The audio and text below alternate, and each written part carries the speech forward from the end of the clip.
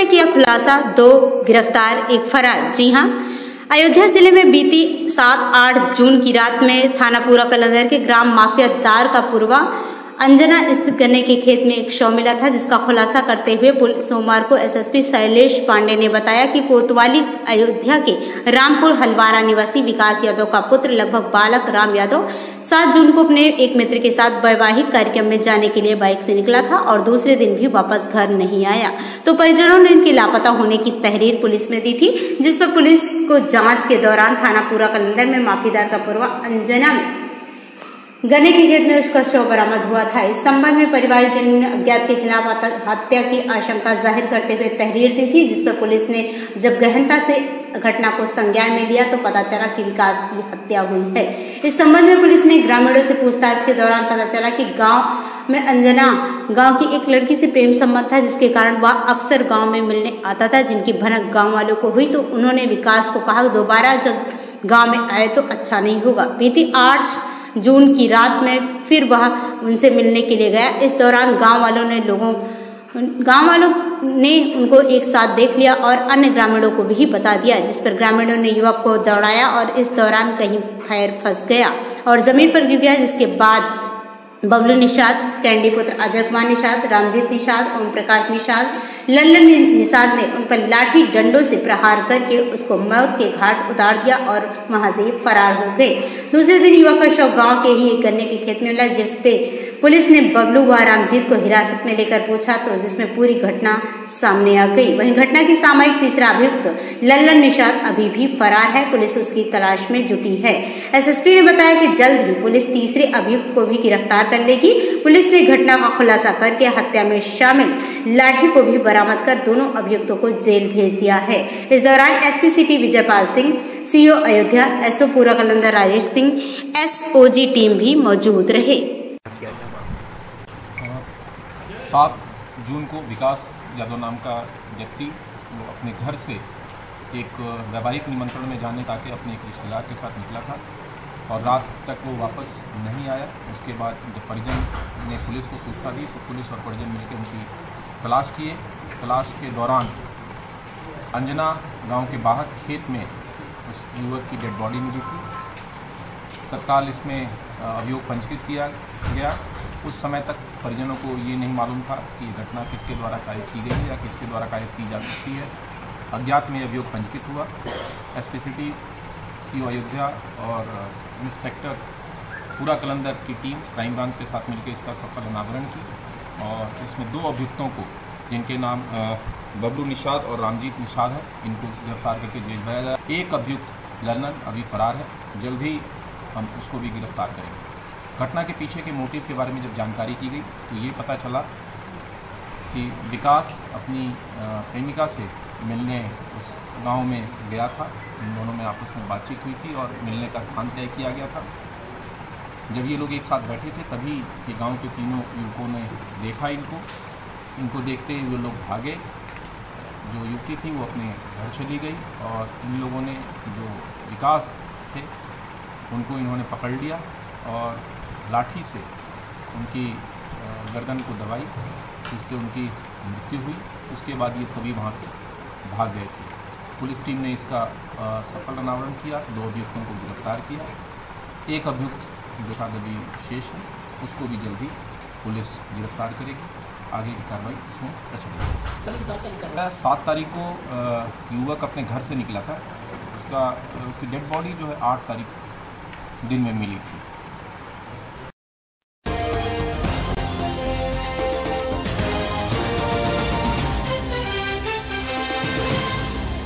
SBI की साहबगंज शाखा में लगी भीषण आग, फायर ब्रिगेड की टीम ने पाया काबू। जी हां, अयोध्या के state bank of India SBI की साहबगंज ब्रांच में सोमवार की सुबह भीषण आग लग गई। मौके पर पहुंची फायर ब्रिगेड की टीम ने आग पर काबू पाया। आग से बैंक का फर्नीचर, कंप्यूटर और अन्य सामान जलकर राख हो गया। संभावना जताई जा रही है कि आग शॉर्ट सर्किट की वजह से लगी होगी। मामला नगर कोतवाली क्षेत्र की साहबगंज ब्रांच का है। लगभग बैंक में आग लगने से अफरा तफरी मच गई। बैंक से उठते धुएं को देखकर लोगों ने तत्काल पुलिस और अग्निशमन विभाग को सूचना दी। मौके पर अग्निशमन विभाग की 2 गाड़ियां पहुंची। बैंक शटर का ताला तोड़कर अग्निशमन विभाग के कर्मचारियों ने आग पर काबू पाया। वहीं बैंक प्रबंधक सुशील कुमार ने बताया कि बैंक के लॉकर और जरूरी कागजात को कोई नुकसान नहीं पहुंचा है। समय पर आग पर काबू पा लिया गया था। वहीं सूचना पर IG KP Singh, SSP Shailesh Pandey, SP city Vijaypal Singh, मुख्य अग्निशमन अधिकारी राजकिशोर राय, साहबगंज चौकी प्रभारी चीता मोबाइल के अलावा बैंक के शाखा प्रबंधक और क्षेत्रीय नगर प्रबंधक संजीव कुमार यादव मौके पर पहुंचे। नगर कोतवाल देवेंद्र सिंह ने बताया कि समय रहते आग पर काबू पा लिया गया है। आग शॉर्ट सर्किट की वजह से लगने की संभावना बताई जा रही है। शॉर्ट सर्किट से ये यही साहब शाखा है तो और उसमें थोड़ा उसका देखा तो पड़ोस में 5-5:30 बजे क्या शॉर्ट सर्किट नुकसान जैसा कि बैंक है ये बाकी सभी चीज़ें ना सेफ है। नीचे करना इतना टाइम पे आ गया तभी तो इतना नंबर हो गया।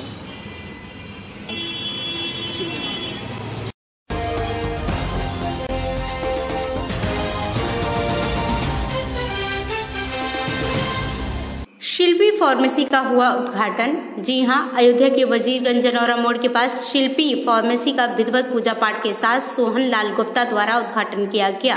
शिल्पी फार्मेसी के संचालक सत्यम गुप्ता ने बताया कि हमारे यहां सभी कंपनियों की दवाएं उचित मूल्य पर उपलब्ध हैं। इमरजेंसी सेवा 24 घंटे मिलेगी। वहीं डॉक्टर के प्रिस्क्रिप्शन में होम डिलीवरी की भी सुविधा उपलब्ध कराई जाएगी। श्री गुप्ता ने स्थानीय लोगों से अपील की कि हमारे यहां आकर ब्रांडेड दवाओं पर 10% छूट पर ले सकते हैं। उद्घाटन अवसर पर शिल्पी गुप्ता, सत्यम गुप्ता, राम आधार सोनी, सोहनलाल गुप्ता, शुभम गुप्ता, रजत सोनी, सूरज गुप्ता, ऋषभ गुप्ता, सोनू साहू, रंजीत सोनकर आदि तमाम गणमान्य लोग उपस्थित रहे। आज किस तरह उद्घाटन हुआ है?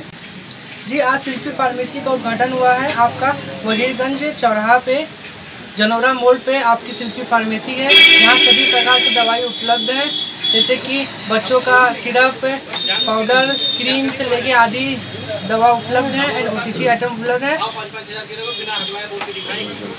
24 घंटा मेडिकल सेवा उपलब्ध है। ये सभी दवाओं पर 10% का डिस्काउंट है आज के अवसर पे। जी, किसी भी कस्टमर को फ़ोन करने में इमरजेंसी सेवा पड़ती है तो उसके लिए हम तत्पर तैयार रहेंगे। जी, होम डिलीवरी की सुविधा रहेगी जी, बस 1 हफ्ते बाद से। क्या नाम है? जी, सत्यम गुप्ता।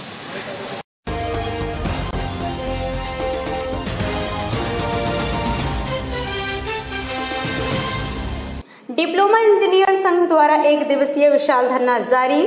जी हां, अयोध्या लोक निर्माण विभाग के डिप्लोमा इंजीनियर संघ के द्वारा सिविल लाइन स्थित लोक निर्माण भवन में अपनी मांगों को लेकर संघ डिप्लोमा इंजीनियर संघ के पदाधिकारियों के साथ कार्यकर्ताओं ने 1 दिवसीय विशाल धरना प्रदर्शन किया।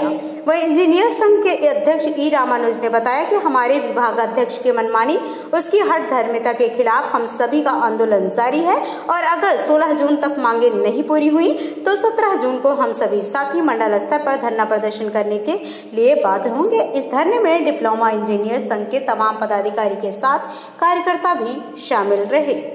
हम आज विभाग के विभागाध्यक्ष की हठधर्मिता एवं तानाशाही रवैये के खिलाफ 1 दिवसीय जनपद स्तरीय धरना का कार्यक्रम है, जिसमें हमारी 5 मांगे हैं। इन 5 मांगों को समाहित किया गया है। हम लोगों ने एक संघर्ष कार्यक्रम नोटिस घोषित किया था, जिसमें था कि अगर 12 तारीख तक हमारी मांगों को यथोचित मान लिया जाए या हमसे वार्ता कर लिया जाए तो हम अपने संघर्ष कार्यक्रम को वापस ले लेंगे।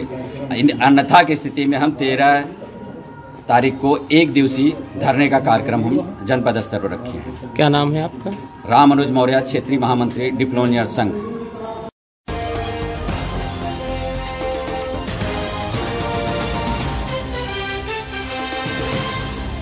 मां शांति सेवा फाउंडेशन के अध्यक्ष नेहा कुमारी द्वारा वृद्धा महिला आश्रम में किया गया फल वितरण। अब खबर विस्तार से।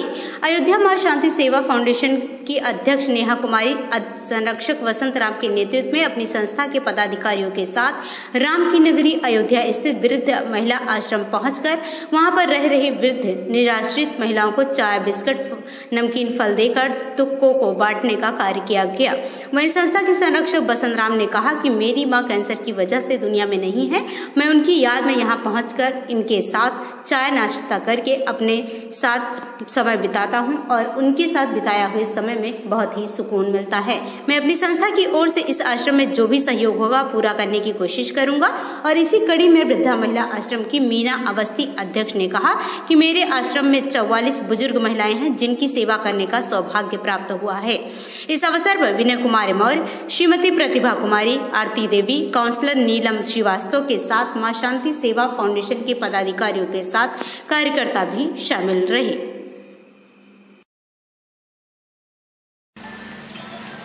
आज कई दिनों से मेरे मन में विचार था कि मेरी माता जी नहीं है। उस दर्द को मैं समझ रहा था, तो मेरे दिमाग में आया कि मैं वृद्धा आश्रम चल के माताओं का आशीर्वाद लूँ और शाम की चाय मैं उनके साथ पीऊँ। उसी को देखते हुए आज शाम को मैं यहाँ पर आया और यहाँ पे आम लेके आया, नमकीन के पैकेट लेके आया, बिस्किट लेके आया, जो एक फैमिली में एक नाश्ता होता है, मैं यहाँ लेकर आया। और जब मैं यहाँ पे आया हूँ और देखा हूँ तो हृदय मेरा एकदम चीर उठा है। मैं उस नालायक बच्चों को मैं क्या कहूँ कि मैं आज जिनको सोने की जगह देखा हूँ, शायद वहाँ पर एक जो नौकर होगा घर का वो नहीं सोएगा, लेकिन जिस तरह लोग, इतने बड़े बड़े लोग, सामाजिक लोग अपने माँ को यहाँ पे छोड़ गए हैं, शायद उनको भगवान कभी नहीं माफ़ करेगा। आज मैं यहाँ पे आके इन माताओं का जो मैंने आशीर्वाद लिया है, शायद मैं कुछ इन लोग को कर सकूँ। मैं वादा तो नहीं करता हूँ, लेकिन कुछ ना कुछ ज़रूर करूँगा अपने सामर्थ्य अनुसार। लेकिन जो स्थिति है, सरकार को चाहिए कि प्रतिबंध करना चाहिए। वृद्धाश्रम पे माँ बाप को छोड़ के जाते हैं, उनके ऊपर पेनाल्टी लगे, उनके ऊपर कड़ाई शासन उपयोग हो कि कभी माँ बाप को दूर न छोड़े।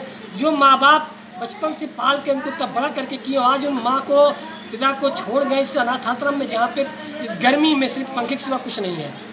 एक जिस तरह से आज आपने यहाँ पर ये, आज मुझे अपनी माँ की याद आ रही है, क्योंकि वो कैंसर से पीड़ित थी और मरणोपरांत जो मैंने देखा कि माँ का दर्द क्या होता है। मैं आज अकेला हूँ, मैं दर्द समझ सकता हूँ, लेकिन वो बच्चे नहीं समझ पा रहे हैं कि जो वृक्ष होता है घर में वो छाँव होता है। आज जो माँ बाप यहाँ छोड़ के चले गए हैं, वो समझ लीजिए विहीन है, वो ईश्वर के कुपोष से जो है वो पीड़ित होंगे। वो अभी भी मैं चाहता हूँ कि लोग अपने सुधारें अपने आप को, माँ बाप को ले जाएं, उनकी सेवा करें, जो बच्चे की ज़िंदगी। क्या मैसेज चाहते हैं जो युवा नई पीढ़ी स्टार्ट हो गई है, मैं यही कहना चाहता हूँ कि आज के युवा माँ बाप के प्रति सचेत रहें, उनका सेवा करें, उनका आशीर्वाद लें। इससे बड़ा सेवा और कुछ नहीं है। माँ बाप का सेवा आशीर्वाद ही हर दुखों से, संकट से दूर करता है। उनको अपनाएं, उनको अपने से दूर न करें। क्या नाम का है? मैं वसंत राम, मां शांति सेवा संरक्षक।